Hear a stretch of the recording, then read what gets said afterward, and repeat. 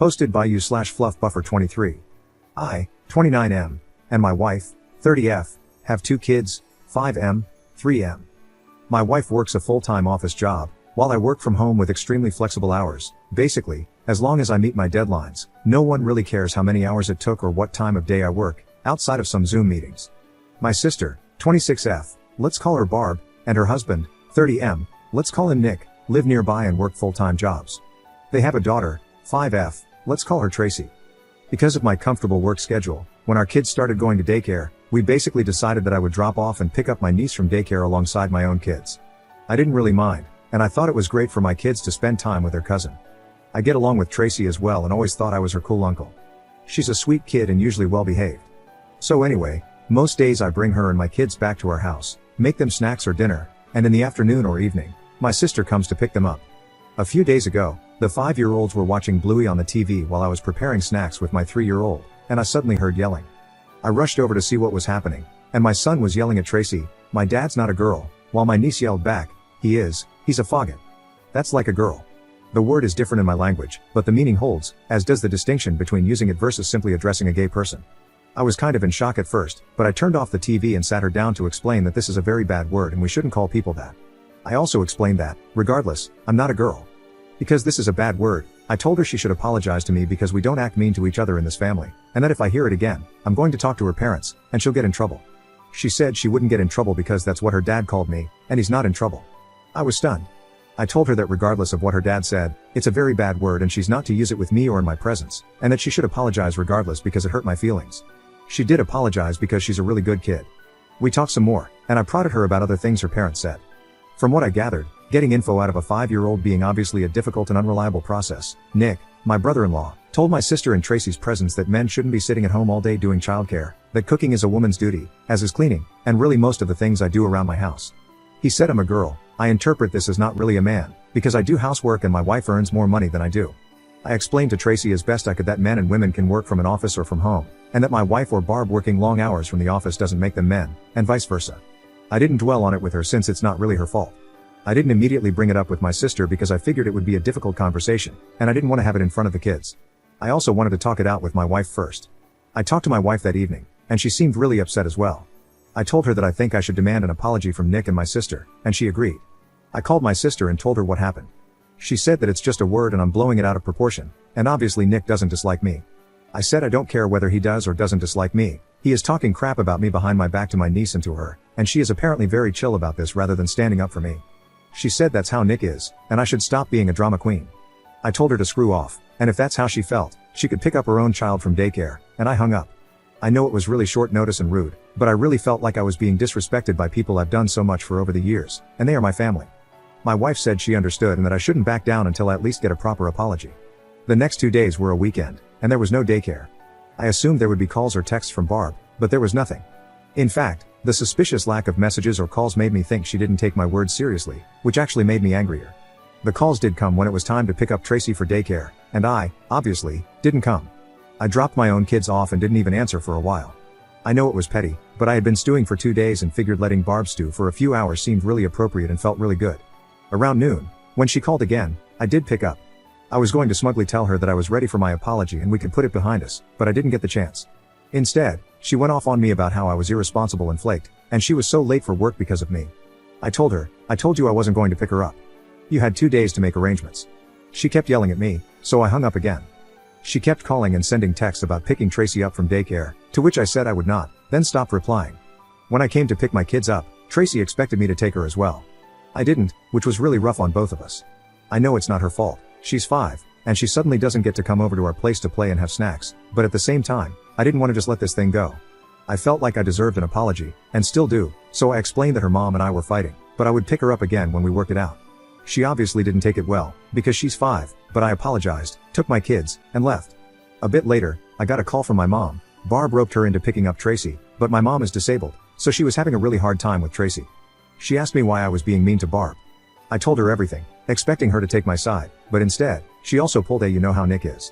I replied that the more I realize how Nick is, the less I like it, and if he thinks all this crap in general and about me specifically, I sure as hell am not going to be doing free labor for him. She said I was blowing this all out of proportion, and I told her I wasn't the one doing it, because all I asked for was an effing apology, and everyone else seemed to prefer all this drama over just giving it to me. She said I should just be the bigger man and not let it get to me. I told her I was done and to have fun with Tracy. That evening, I got a call from Nick himself, which I hesitated to answer, but I chose to on the off chance that I was actually about to get an apology. Nope.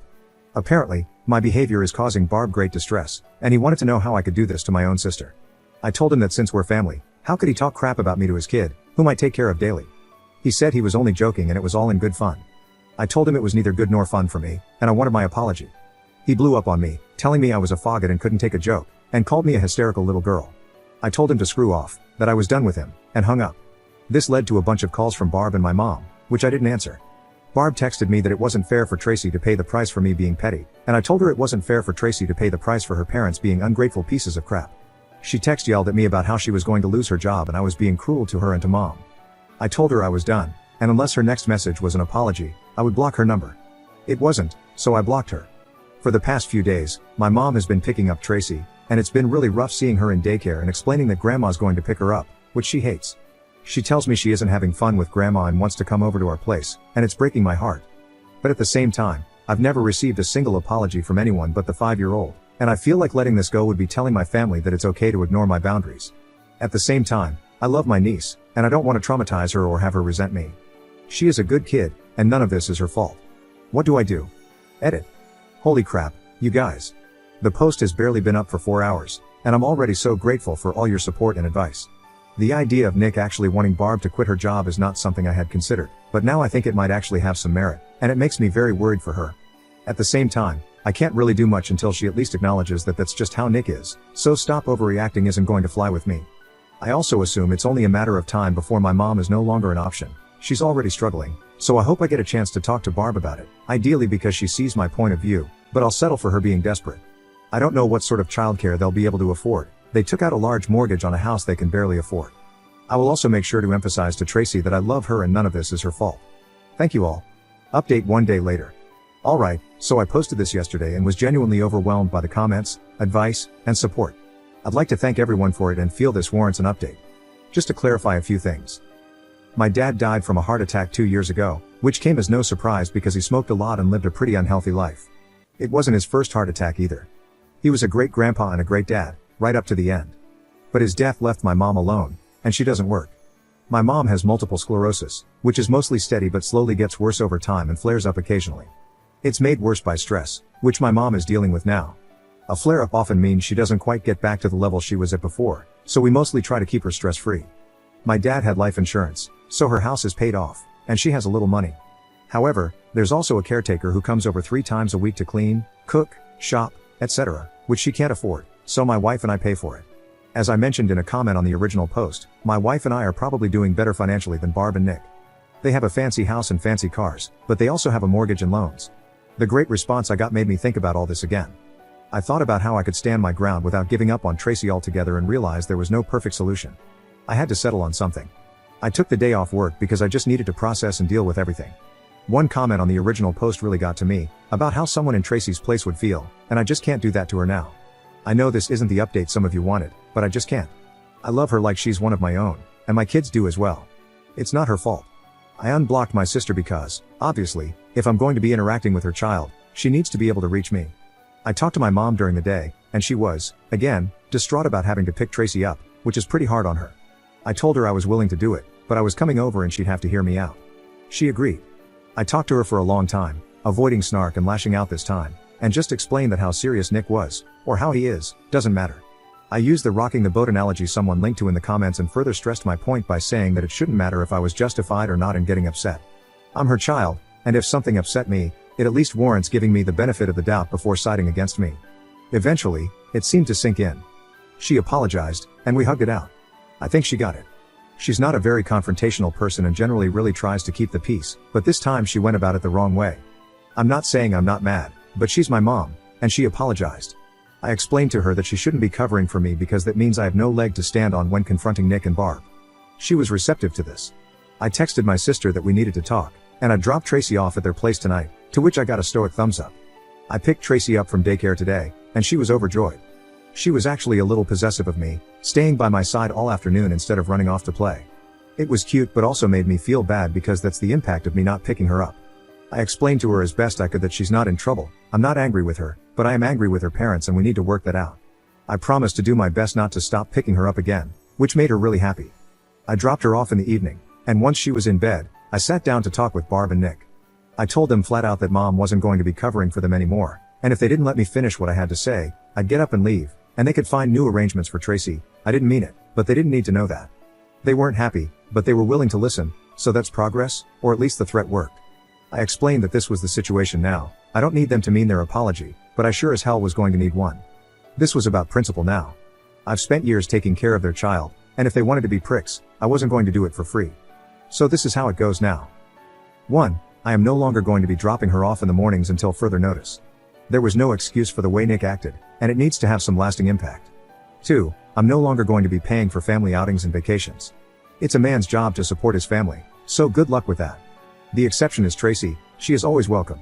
3. If I hear any more BS being talked about me behind my back, I'm going to start charging them for my services. My plan was to dangle the thing they want, childcare. Restore it, but at the same time enforce some repercussions and the threat of things getting hard for them again. I also laid it on pretty thick about how I'm a man and obviously have my pride, and I can't have that disrespected, even by my own family. I don't really consider Nick family, but figured he wouldn't catch on. Nick was not happy about this, and my sister had to take him outside to talk it out without me. Eventually, they agreed to it, and I got my, admittedly half-hearted, apology. I could probably press it further, but I didn't want to risk having to either back down or hurt Tracy again, so I took it. There were no tears and no warm hugs, but I got to walk away with what I wanted, giving them some payback without giving up my time with Tracy. I still plan to talk to my sister alone about her relationship with Nick and how she sees me, but I figure I should let things calm down a bit before doing so. I know this isn't the resolution some, maybe most, of you wanted, but at the end of the day, I need to find a solution I can live with, and for me, this is it. I'll update if anything changes. Commenter. You were paying for their family vacations? Damn. Ops response. I thought I was paying for our family vacations, but honestly, since my wife makes more than me and is primarily in charge of our finances, she could be considered the one paying. Her income essentially keeps us housed and fed, while my salary serves as the fun fund. She was always very excited about this because she doesn't have much family remaining. Having Barb, Nick, and Tracy, along with her sisters, made her feel like she had a big family. She felt this justified the expense and made her genuinely happy. Obviously, she is now furious with them.